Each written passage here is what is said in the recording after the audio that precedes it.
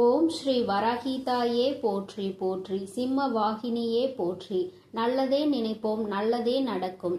சக்தி வராகியின் பிள்ளைகளுக்கு இந்த வராகி தாயின் ஆசீர்வாதம் என்றுமே முழுமையாக கிடைக்கும். இந்த வராகியை நம்பி ஒரு முறை கேள். நான் குறித்த இந்த நாளுக்கு பிறகு உன் தலைவிதியே மாறப்போகின்றது. நீ இவ்வளவு நாளாக கதறி கதறி அழுத விஷயங்களில் எல்லாம் உன்னுடைய வாழ்க்கையில் மிகவும் மகிழ்ச்சியான தருணங்களை நீ சந்திக்க போகின்றாய். என் அன்பு பிள்ளையே, இதுதான் என் தலைவிதியா என நீ அழுத நாட்கள் எல்லாம் மறைந்து இனி உன் வாழ்க்கையில் மகிழ்ச்சி மட்டுமே நிலைத்து நிற்க போகின்றது. உன் தாயானவள் அந்த நல்ல செய்தியை கூறுவதற்காக தான் இன்று வந்திருக்கிறேன். நம்பிக்கையோடு கேட்கும் ஒவ்வொரு பிள்ளைகளுக்கும் நிச்சயமாக இது நடந்தே தீரும். இது வராகியின் சத்திய வாக்கு. என் அன்பு பிள்ளையே, இன்று உன் வராகி உனக்கு தரப்போவது தெய்வ வாக்கு. என் தங்கமே, இந்த அம்மா மீது உனக்கு நிச்சயமாக நம்பிக்கை இருக்கும் என்பதை உணர்ந்ததால்தான் நான் உன்னை தேடி மீண்டும் மீண்டும் வந்து கொண்டிருக்கின்றேன். என் தங்கமே, இன்று இந்த வராகி உனக்கு கொடுக்கின்ற தெய்வ வாக்கில் நீ என்ன பெறப்போகிறாய் தெரியுமா? என் தங்கமே, நாளை மங்களகரமான விடியலில் இந்த தாயானவளை நீ உணரப் போகின்றாய். உனக்கும் தெய்வம் துணை இருக்கிறது என்பதை நீ புரிந்து கொள்ள போகிறாய். நீ நினைக்கலாம், அம்மா தெய்வம் யாருக்கு துணையாக நிற்கும்? தெய்வத்தை தன் உடலில் ஏற்றுக்கொண்டு சாமியாடுகிறவர்கள் அல்லவா, அவர்களுக்கு தானே தெய்வம் துணையாக இருப்பார்கள்.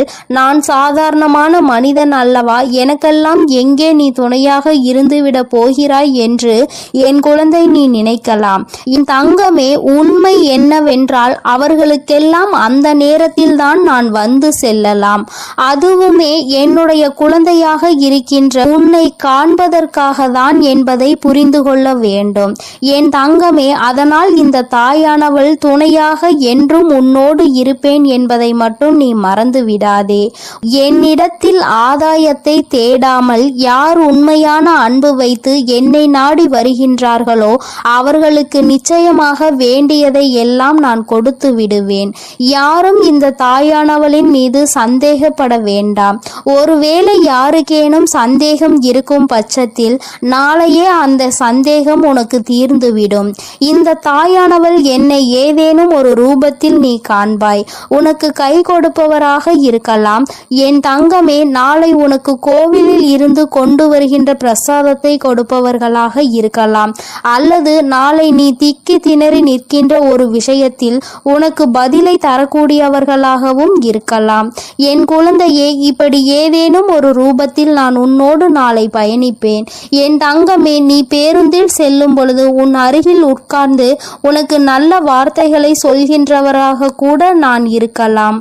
என் தங்கமே, அதற்காக நீ அவர்களை தெய்வம் என்று கையெடுத்து வணங்கக்கூடாது. உன் தாயானவள் அவர்கள் ரூபத்தில் உன்னிடத்தில் 2 வார்த்தைகளையாவது நல்ல வார்த்தைகளாக பேசிவிடுவேன். என் தங்கமே, ஒரே ஒரு விஷயம் இன்று நான் உன்னிடத்தில் சொல்லிவிட வேண்டும். அது என்ன தெரியுமா? என் தங்கமே, ஒவ்வொரு நாளும் விடியும் பொழுது நல்லதாக விடிய வேண்டும் என்று நீ நினைக்க வேண்டும். அது மட்டும் அல்லாமல் என் தங்கமே, ஒவ்வொரு நாளும் முடியும் பொழுது என் குழந்தை நமக்கு நல்லதாகவே முடியும் என்றும் நீ நினைக்க வேண்டும். ஒரு நாளை தொடங்கும் பொழுது நேற்றைய விட இன்று சிறப்பாக இருக்கும் என்ற நம்பிக்கையோடு நீ தொடங்க வேண்டும் என்பது அந்த நாளினுடைய முடிவு மட்டும்தான், உன்னுடைய வாழ்க்கையின் முடிவு அல்ல என்பதை முதலில் நீ புரிந்து கொள்ள வேண்டும். என் தங்கமே, உன்னுடைய வாழ்க்கையில் அந்த புத்தகத்தில் மிகச்சிறந்த பக்கங்கள் இனியும் எழுதப்பட வாய்ப்புகள் அதிகமாக இருக்கின்றது. என் தங்கமே, இந்த பிரபஞ்சம் மிகப்பெரிய அதிசயத்தை உன் வாழ்க்கையில் எந்த நேரத்திலும் நிகழ்த்தி காட்டலாம். அதனால் எந்த சூழ்நிலையையும் நீ எதிர்நோக்கி நம்பிக்கையோடு காத்து கொண்டிரு. உன்னுடைய நம்பிக்கைக்கான பலன் நிச்சயமாக உன் கைகளில் கிடைக்கும் என்பதை மட்டும் ஒரு நாளும் நீ மறந்து விடாதே. என் தங்கமே, உன்னுடைய வாழ்க்கையில் உனக்கென்று இருப்பவள் இந்த தாயானவள் நான் நானாவேன். என்னை உணர்கின்ற தருணத்தை விட இந்த வாழ்க்கையில் நீ வேறு எந்த தருணத்தை எதிர்நோக்கி நிற்கப் போகிறாய்? என் குழந்தைக்கு என்னிடத்தில் எந்த எதிர்பார்ப்புகளும் இருந்தது கிடையாது. அம்மா, இப்படி ஒரு விஷயம் என் வாழ்க்கையில் எனக்கு தேவைப்படுகிறது. உனக்கு விருப்பம் என்றால், இது எனக்கு நல்லது என்றால் மட்டும் நீ எனக்கு கொடுத்தால் போதும் என்று என் பிள்ளை நீ நினைக்கின்றாய். என் தங்கமே, இப்படி நீ நினைக்கின்றாய் என்றால் நிச்சயமாக இந்த தாயானவள் உன்னுடைய வாழ்க்கையில் அதனை கொடுத்துவிட வேண்டும் அல்லவா? அதைவிட வேறு நல்லது இந்த தாயானவளுக்கு வேறு என்ன இருக்க போகின்றது? அம்மாவின் அன்பு எத்தனை உன்னதமானது என்பதை நீ புரிந்து கொள்ள வேண்டும்.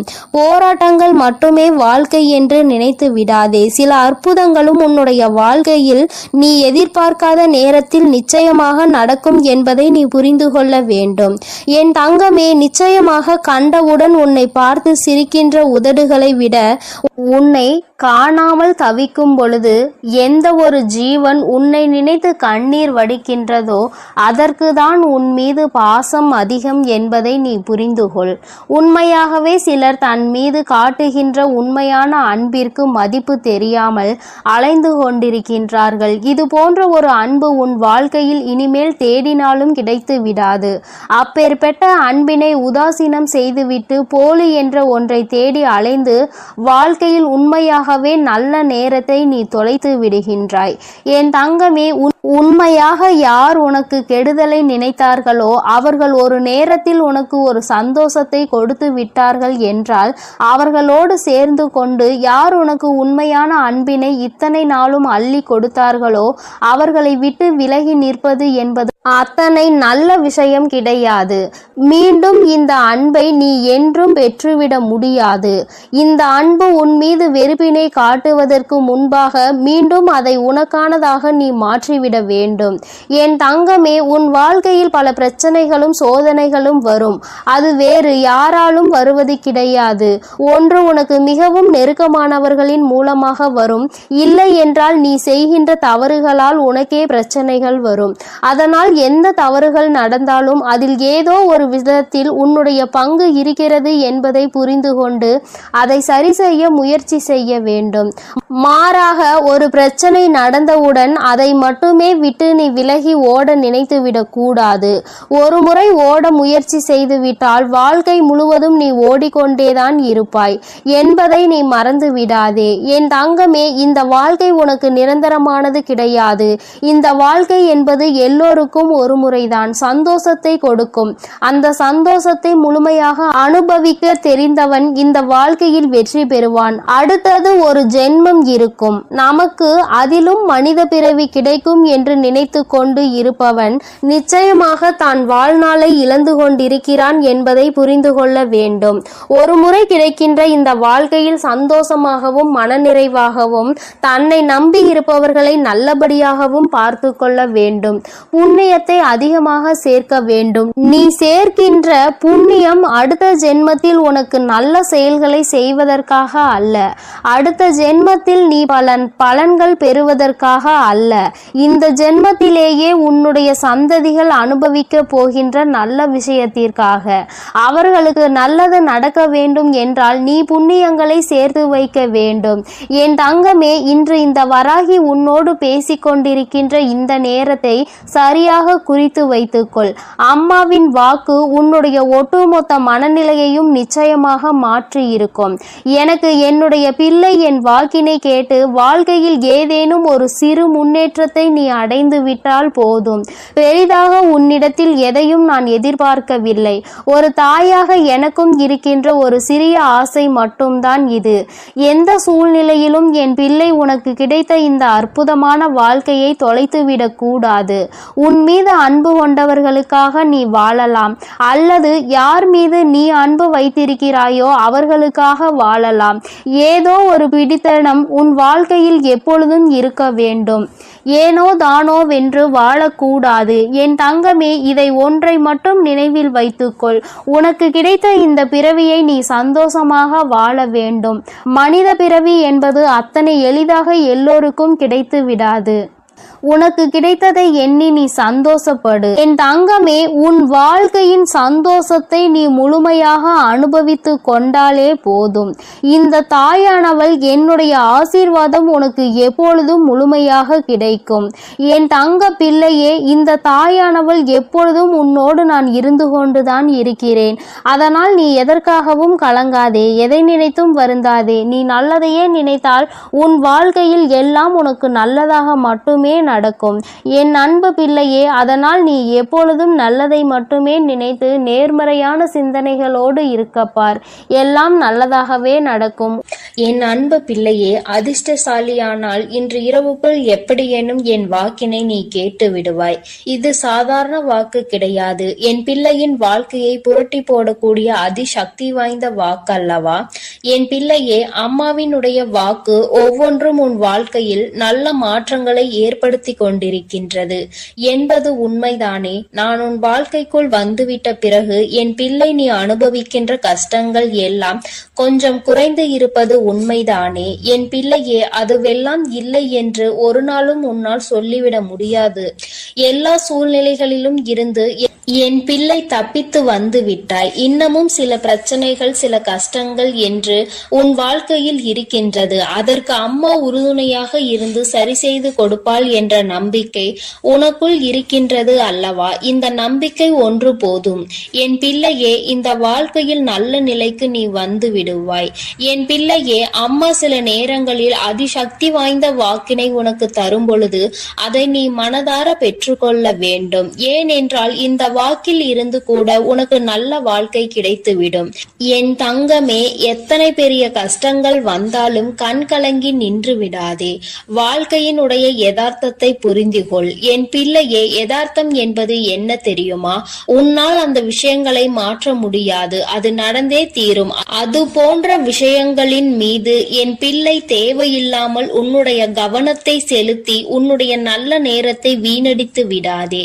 என் பிள்ளையே, இந்த வாழ்க்கையில் உனக்கு நான் தர வேண்டும் என்று நினைக்கின்ற விஷயங்கள் ஏராளம். அதில் கொஞ்சம் கொஞ்சமாக நீ பெற்றுக்கொண்டே இருக்கின்றாய். என்னவென்று தெரியுமா? அம்மா என்னிடத்தில் செல்வம் இல்லை, வசதி இல்லை என்று நீ சொல்கின்றாய் அல்லவா? உன்னிடத்தில் இருக்கின்ற மிகப்பெரிய செல்வமே உன்னுடைய அறிவுதான். அதை சரியான நேரத்தில் சரியான இடத்தில் என் குழந்தை நீ பயன்படுத்த வேண்டும். என் தங்கமே, அதுபோல உன்னிடத்தில் இருக்கின்ற அதிக பலம் வாய்ந்த செல்வம் என்ன தெரியுமா? அது உன்னுடைய பொறுமை. நீ எத்தனை பொறுமையாக இருக்கின்றாயோ அத்தனை சிறப்பாக உன் வாழ்க்கை மாறும். என் தங்கமே, இந்த வாழ்க்கையில் உனக்கு மிக சிறந்த பாதுகாப்பாக இருக்கக்கூடிய விஷயம் உண்மை. நீ உண்மையை மட்டுமே பேசிக்கொண்டு இருப்பதனால் இன்று வேண்டுமானால் மற்றவர்கள் கண்களுக்கு உன்னை பார்க்க வேடிக்கையாக தோன்றலாம். ஒரு நாள் வரும், உண்மை மட்டும்தான் அங்கே நிலைத்து நிற்கும் என்பதை நீ மறந்து விடாதே. என் தங்கமே, உன் வாழ்க்கையில் உனக்கு கிடைத்திருக்கின்ற மிகவும் அற்புதமான மருந்து என்ன தெரியுமா? அந்த மருந்துதான் உன்னிடத்தில் இருக்கின்ற அந்த புன்னகை.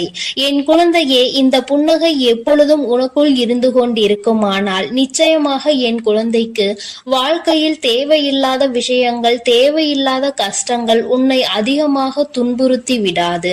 எப்பொழுதுமே என் குழந்தை நீ புன்னகித்துக் கொண்டே இருக்க வேண்டும்.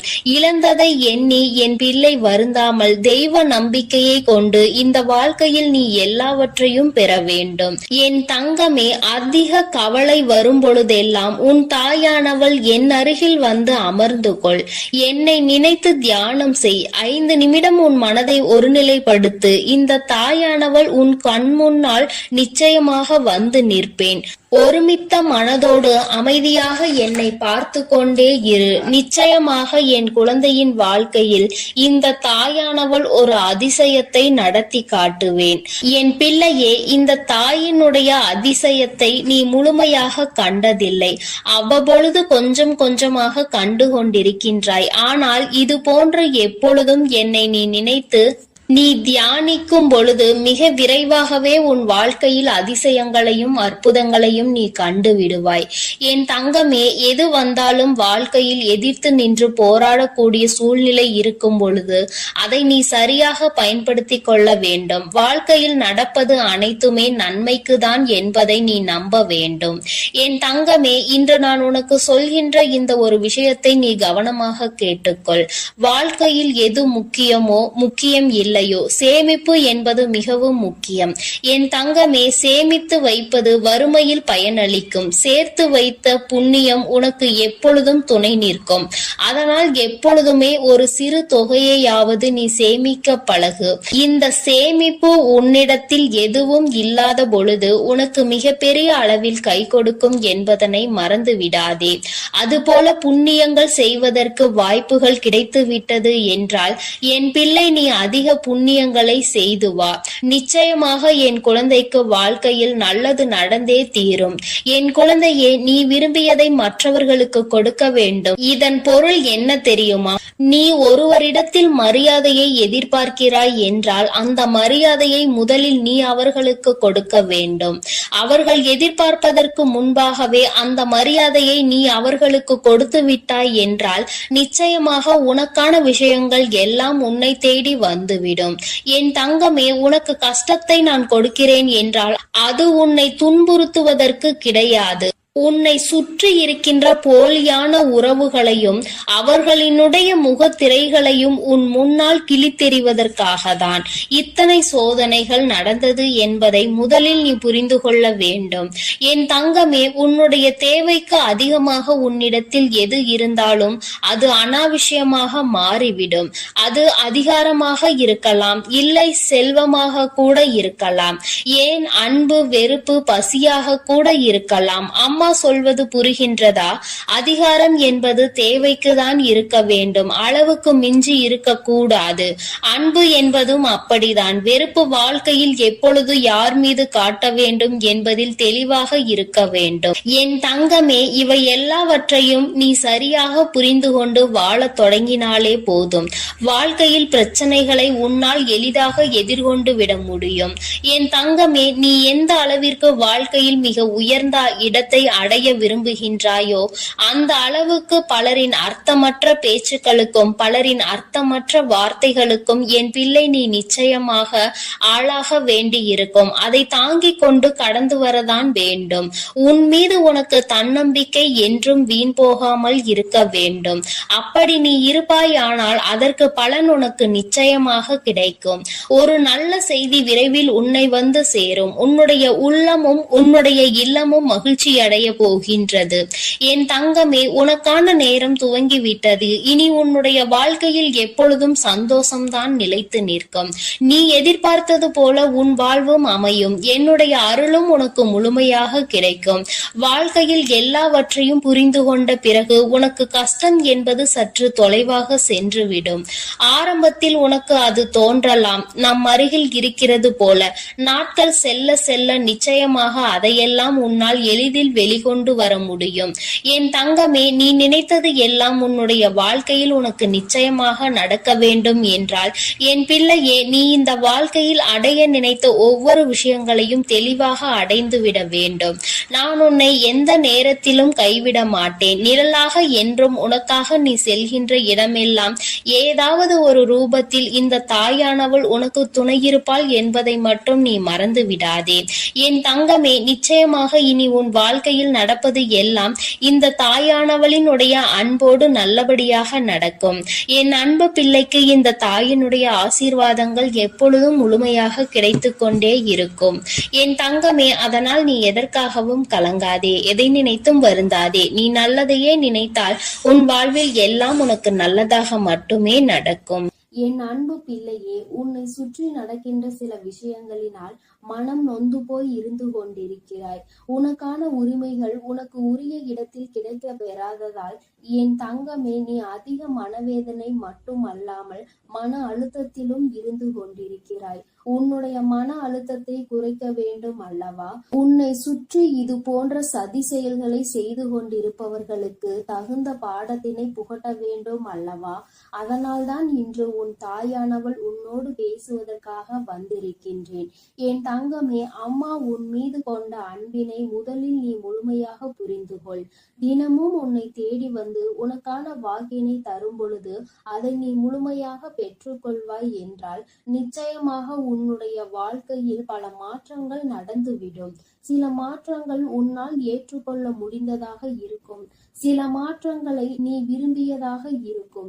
எதுவாக இருந்தாலும் அது உனக்கு நல்லதாக மட்டுமே இருக்கும் என்பதை முதலில் நீ புரிந்து கொள்ள வேண்டும். என் பிள்ளையே, நீ இன்றிருக்கின்ற மனநிலை என்ன தெரியுமா? இங்கே நிறைய பேரினுடைய மனநிலை இப்பொழுது இப்படிதான் இருக்கின்றது. ஒரு இடத்திற்கு நாம் புதிதாக செல்கின்றோம் என்றால் அந்த இடம்தான் நமக்கு நிரந்தரமான இடமாக இருக்கின்றது. ஏனென்றால் அங்கே உனக்கான உரிமைகள் முழுமையாக கிடைக்க பெற வேண்டும். ஆனால் உனக்கோ அங்கே உனக்கான உரிமைகள் முழுமையாக கிடைக்க பெறவில்லை. ஏதோ கடமைக்கு இருக்கிறோம் என்பது போன்ற ஒரு வாழ்க்கையை தான் என் பிள்ளை நீ வாழ்ந்து கொண்டிருக்கின்றாய். உனக்காக அங்கே உனக்கென்று பேசுவதற்கு யாரும் இல்லை. நீயோ எல்லா கஷ்டங்களையும் மனதிற்குள் தனியாக சுமந்து நின்று கொண்டிருக்கின்றாய். உன்னுடைய பிரச்சனைகளையும் வெளியில் சொல்லிவிட முடியவில்லை. ஏனென்றால் உன்னுடைய கஷ்டங்களை வெளியில் சொன்னால் எல்லோரும் மனவேதனை அடைவார்கள். எதுவாக இருந்தாலும் நம் விதி இதுதான் என்று நினைத்து அனுபவித்து விட்டு செல்லலாம் என்று என் குழந்தை நீ முடிவெடுக்க தொடங்கிவிட்டாய். என் தங்கமே, இன்று இந்த ஒரு நிமிடத்தில் உனக்கான உரிமைகள் மறுக்கப்பட்டு இருக்கின்றது. அந்த இடத்தில் உன்னுடைய உரிமையை உன் தாயானவள் நான் உனக்கு நிலைநாட்டி தருகின்றேன். என் தங்கமே, நான் உன் வாழ்க்கையில் எப்பொழுதும் வந்திருப்பதற்கு காரணம் உன்னுடைய வாழ்க்கையில் இன்னொருவரினுடைய தலையீடு அதிகபட்சமாக இருந்து கொண்டிருக்கின்றது. அது மட்டும் அல்லாமல் நீ செய்கின்ற எந்த ஒரு செயலையும் குறை கண்டு கொண்டே இருப்பதோடு மட்டுமல்லாமல் எந்த ஒரு விஷயத்திற்காகவும் உன்னிடத்தில் எந்த ஒரு செயலையும் கலந்துரையாடுவது கிடையாது. ஏதோ நீ அங்கே இருக்கின்றாய், அவ்வளவுதான். எண்ணிக்கையில் மட்டுமே அங்கே இருக்கின்றாயே தவிர உனக்கென்று அங்கே எந்த மதிப்பும் மரியாதையும் கிடைக்கவில்லை. என் தங்கமே, நீ ஒன்றை இந்த நேரத்தில் புரிந்து கொள்ள வேண்டும்.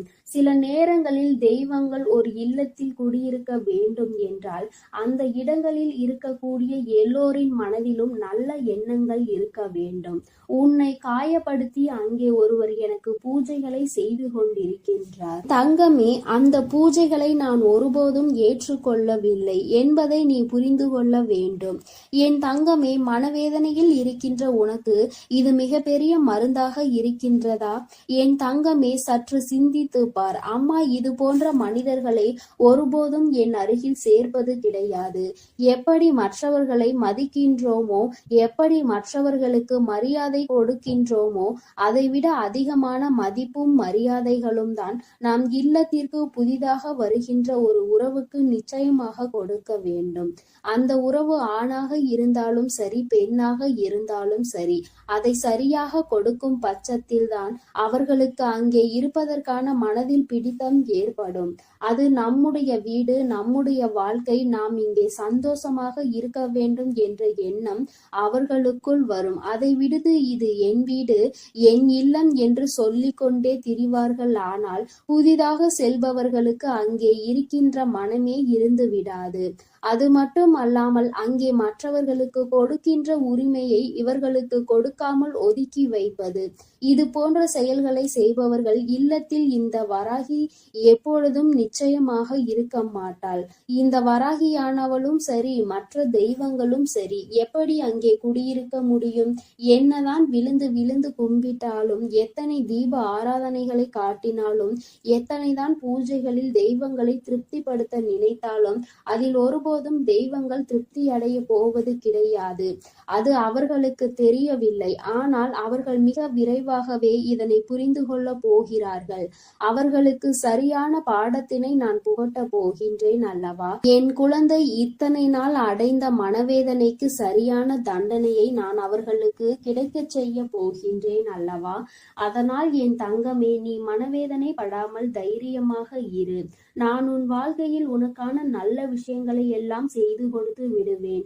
இன்று இருக்கின்ற மனநிலை உனக்கு யாரும் இல்லாதது போன்ற ஒரு வெறுமையான உணர்வினை கொடுத்திருக்கின்றது.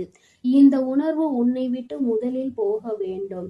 யார் உன்னை விட்டு விலகி சென்றாலும், யார் உன்னை வெறுத்தாலும், இந்த வராகி உன் வாழ்க்கையில் நிரந்தரமாக இருக்கிறாள் என்பதை மட்டும் நீ ஒருபோதும் மறந்து விடாதே. என் தங்கமே, நீ உன்னை பூஜை செய்ய பூஜை அறையில் செல்ல விடவில்லை. பூஜைகளை செய்ய விடாமல் அவர்கள்தான் செய்வேன் என்று அங்கே அவர்கள்தான் பெரியாள் என்கின்ற மிதப்பில் செய்து கொண்டிருக்கின்றார்கள் என்று என் குழந்தை நீ மனவருத்தப்படுகின்றாய் அல்லவா? என் தங்கமே, ஒரு இல்லத்திற்குள் புதிதாக வருகின்றார்கள். அவர்கள் பெண்ணாக இருந்தால் அவர்கள்தான் அந்த இல்லத்தினுடைய மகாலட்சுமி. அந்த இல்லத்தில் ஏற்கனவே இருக்கின்றவர்கள் செய்கின்ற பூஜைகளை விட புதிதாக வருகின்றவர்கள் செய்கின்ற பூஜைக்கு மகிமை அதிகம். அது மட்டும் அல்லாமல் அவர்கள் செய்கின்ற பூஜையில் அந்த இல்லத்தில் தெய்வ கடாட்சம் நிரம்பி வழியும். தெய்வங்கள் இவர்களை பார்ப்பார்கள். என் குழந்தையே, இது போன்ற செயலை செய்யாமல் நான் என் இல்லத்தில் நான் தான் என்றும் அங்கே என்று தோரணையாக நின்று கொண்டிருப்பார்கள். ஆனால் அவர்களுக்கு என்றுமே எந்த ஒரு செயலுமே அங்கே நடக்க போவது கிடையாது. தெய்வங்கள் மனதில் அவர்களுக்கென்று எந்த ஒரு இடமும் கொடுக்க போவது கிடையாது. என் குழந்தையே, அதனால் உனக்கான நேரம் வரும் பொழுது பார்த்து கொள்ளலாம் என்று நினைத்து நீ தெய்வத்தை மனதார வணங்கி வா. நிச்சயமாக உனக்கு நல்ல பலன்கள் கிடைத்தே தீரும். உன்னுடைய கண்ணீருக்கெல்லாம் நிச்சயமாக விடை கிடைக்கும். உன்னை யாரெல்லாம் அள வைத்தார்களோ, யாரெல்லாம் உன்னை இந்த நிலைக்கு கொண்டு வந்தார்களோ, அவர்களுக்கெல்லாம் அதற்கான தண்டனை நிச்சயமாக உன் கண்முன்னே கிடைக்கும். அவர்கள் செய்த தவறினை அவர்கள் உணர்ந்தால் போதுமல்லவா? ஏனென்றால் என் பிள்ளையே, அது உன் வாழ்க்கை. அது நான் வாழ்ந்து கொண்டிருக்கின்ற இடம். அதனால் யாருக்கும் அவ்வளவு பெரிதாக தண்டனைகள் வழங்க வேண்டாம் என்று நீ என்னிடம் சொல்லி இருக்கின்றாய். அது உன் அம்மா எனக்கு நன்றாக தெரியும். அதனால் அவர்கள் செய்வது எத்தனை பெரிய தவறு என்பதை அவர்களுக்கு நிச்சயமாக நான் உணர்த்தி விடுகின்றேன். இதே நிலைமை அவர்களுக்கு ஏற்பட்டால் அதை எப்படி அவர்கள் தாங்கி வந்திருப்பார்கள் என்பதை அவர்கள் புரிந்து கொள்ள வேண்டும் அல்லவா? என் தங்கமே, சரியான பாடம் சரியான நேரத்தில் அவர்களுக்கு நான் நிச்சயமாக கொடுத்து விடுவேன். ஒருபோதும் இந்த வராகியினுடைய பார்வையில் இருந்து அவர்கள் தப்பித்து விட முடியாது. என் பிள்ளைக்கு இத்தனை கஷ்டங்களையும் வேதனைகளையும் கொடுத்து விட்டு அங்கே அவர்கள் சந்தோஷமாக இருக்க வேண்டும் என்று நினைத்தால் அது முடியாத காரியம் அல்லவா? என் குழந்தையே, இன்னும் சிலர் செய்கின்றார்கள். சில வேளைகள் அவர்கள் பூஜைகளை செய்துவிட்டு விளக்கினை ஏற்றி வைத்துவிட்டு வீட்டிலிருந்து வெளியில் சென்று விடுவது, அக்கம் பக்கத்தில் இருப்பவர்களிடம் கதை பேசி கொண்டிருப்பது. ஒருபோதும் தீபத்தினை ஏற்றிய பிறகு வீட்டை விட்டு வெளியில் செல்லக்கூடாது. முக்கியமாக பெண்கள் வெளியில் செல்லவே கூடாது. என் தங்கமே, இது போன்ற செயல்களை எல்லாம் செய்துவிட்டு ஏதோ கடமைக்கு தெய்வங்களை வணங்குவது போல நினைத்து கொண்டிருக்கின்றார்கள். தீபத்தை ஏற்றி வைத்து விட்டால் தெய்வம் அவர்கள் இல்லத்தில் குடியிருக்கும். அவர்களுக்கு என்ன வேண்டும் என்று கேட்டாலும் அதை உடனடியாக கொடுத்து விடுவார்கள் என்று அவர்கள் நினைக்கின்றார்கள். என் தங்கமே, நீ இன்னொன்றையும் நினைத்திருப்பாய். அம்மா இத்தனையையும் சொல்கின்றாயே, அவர்கள் நல்ல வசதி வாய்ப்பாக இருக்கின்றார்கள் என்று. என் தங்கமே, நீ நன்றாக சிந்தித்து பார். அத்தனை வசதிகளையும் கொண்ட அவர்கள் உடலில் நிச்சயமாக மிக பெரிய வியாதி ஒன்றை வைத்து அவஸ்தைப்பட்டு கொண்டுதான் இருக்கின்றார்கள். அதை அத்தனை பணத்தாலும் அவர்களால் குணப்படுத்த முடியாது. ஒரு வியாதியாக தான் இருக்கின்றது. அவர்கள் உயிருக்கு ஆபத்து இல்லை என்றால் காலம் முழுவதும் அதனோடு தான் வாழ வேண்டும் என்கின்ற சூழ்நிலை அவர்களுக்கு இருக்கிறது. இதுதான் அவர்களுக்கு கிடைத்த தண்டனை. தனக்கான தண்டனையை அவர்களாகவே தேடிக்கொண்டிருக்கின்றனர். யாரும் அவர்களுக்கு எந்த தண்டனையையும் வழங்கவில்லை. அவர்கள் செய்த பாவத்திற்கான தண்டனையை அவர்களே அனுபவிக்கின்றார்கள். இதனால் என் பிள்ளையே, முதலில் உனக்கு சற்று பயமாக இருக்கும். சற்று நாள் போக போக உனக்கு அது பழக ஆரம்பிக்கும். சில நாட்கள் கழித்த பிறகு இவ்வளவுதான் என்று இருக்கும். அதன் பிறகு சிறிது நாட்கள் சென்ற பிறகு, என் தங்கமே, இந்த வாழ்க்கை எனக்கானது. நிச்சயமாக நான் இதனை வாழ்ந்து காட்டுவேன். என்னை அடக்குவதற்கு நீங்கள் யார் என்று நிச்சயமாக நீ துணிந்து நிற்கின்ற ஒரு காலம் உனக்கு வரும் என்பதை நீ மறந்து விடாதே. என் தங்கமே, வாழ்க்கையில் இது போன்ற எத்தனை நிலைகளை கடந்து நல்ல நிலையில் இருக்கின்ற குழந்தைகள் நிறைய பேர் இருக்கின்றார்கள். தன்னுடைய சொந்த காலில் நின்று தன்னுடைய சொந்த உழைப்பில் தன்னை யாரும் எந்த கேள்வியும் கேட்காதபடி அவர்கள் வாழ்ந்து கொண்டிருக்கின்றார்கள். என் குழந்தையே, உன்னுடைய தகுதியினை மட்டும் நீ உயர்த்திவிட்டால் போதும். இது ஒன்றுதான் இந்த வராகி உன்னிடம் கேட்டுக்கொள்வது. என் அன்பு குழந்தைக்கு இந்த தாயானவளினுடைய ஆசீர்வாதங்கள் எப்பொழுதும் முழுமையாக கிடைக்கும். என் தங்கமே, அதனால் நீ எதற்காகவும் கலங்காதே, எதை நினைத்தும் வருந்தாதே. நீ நல்லதையே நினைத்தால் உன் வாழ்வில் எல்லாம் உனக்கு நல்லதாக மட்டுமே நடக்கும். அது அன்பு குழந்தையே, சோகமும் தோல்வியும் இங்கு யாருக்கும் சொந்தமானது கிடையாது. அதை பிடித்துக் கொள்வதும் பிடுங்கி தூரமாக போடுவதும் அவரவர் துணிவில்தான் இருக்கிறது. நீ சோகமாக இருக்கிறாய் என்றால் உன் மனதை நீ சந்தோஷமாக வைத்துக் கொள்ள வேண்டும் என நினைத்தால் உடனே அதிலிருந்து விடுபட வேண்டும் தானே. அதை விட்டுவிட்டு நான் கவலையில் இருக்கிறேன், பிரச்சனைகள் இருக்கிறது, நான் சோகமாக இருக்கிறேன் என்று என் அன்பு பிள்ளைகளுக்கு இந்த வராகி அம்மாவின் ஆசீர்வாதமும் அருளும் முழுமையாக கிடைக்கட்டும். ஓம் அண்ட பேரண்டமே போற்றி, ஓம் ஆதி வராகியே போற்றி போற்றி.